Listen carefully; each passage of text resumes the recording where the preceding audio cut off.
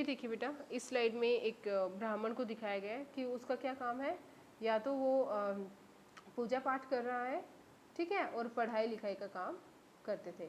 इस टाइप से ब्राह्मण होते थे उस टाइम पे, ठीक है बेटा। ये एक स्लाइड है जिसमें क्या क्षत्रियास के बारे में दिखाया गया है कि किस तरीके से क्षत्रियास रहते थे। ये देखो, उनके पास में उस टाइम के जो भी औजार थे, तलवारें थी, लाठियाँ थी, या फिर जिस तरीके से जो उनके पास था, प्रोटेक्टर था एक, तो ये सब इसमें दिखाया है। अब देखिए स्टूडेंट्स, इस स्लाइड में क्या दिखाया है। These varnas were initially made according to the work people did.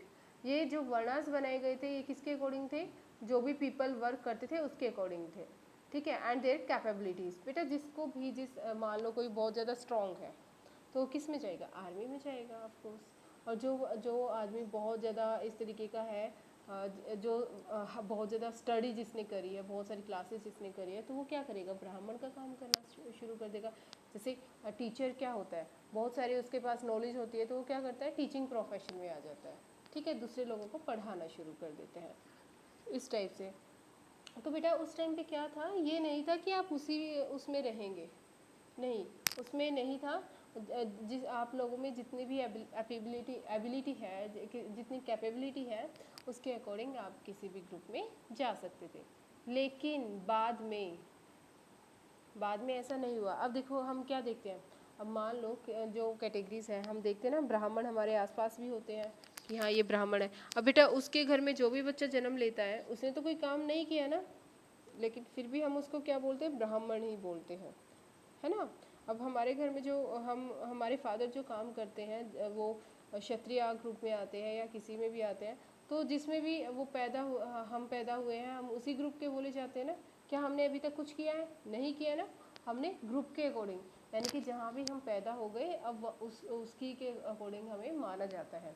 ये इसका मतलब ये है कि पहले तो ये काम के अकॉर्डिंग होते थे कि भाई जिसने जो जैसा काम किया उसको उसी ग्रुप में रखेंगे, लेकिन बाद में जो है ये हमारे बाय बर्थ हो गई, यानी कि जिसने जिस घर में जिसका बर्थ हुआ है उसी के अकॉर्डिंग उसको मानने लग गए।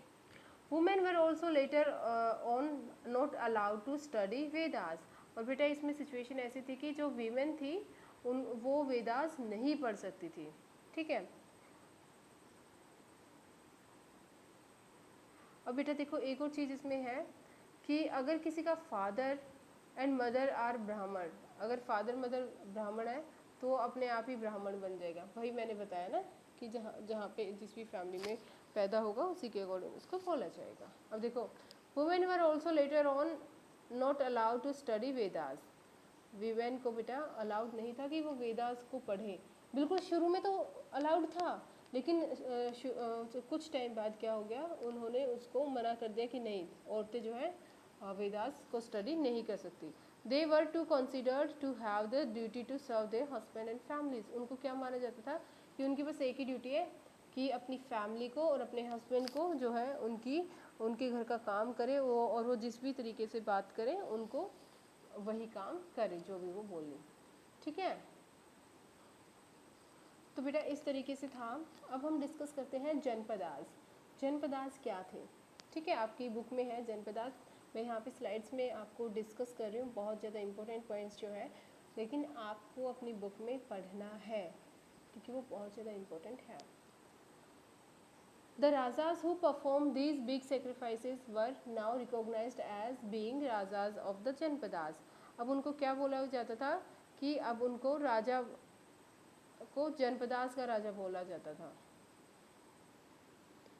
बेटा हमने क्लास में पढ़ा था ना कि अश्वमेध यज्ञ जिसने कर लिया, ठीक है, अब उसके अंडर में तो बहुत सारे स्टेट्स हो गए, तो उसको अब क्या बोला जाने लगा था, जनपदास बोला जाने लगा था, ठीक है। The word janapada literally means the land. जनपद का मीनिंग क्या है बेटा, ये देख लेना एक बार, ये लिखना है, नोट करना है। The word janapadas meanings the land where janas set their foot.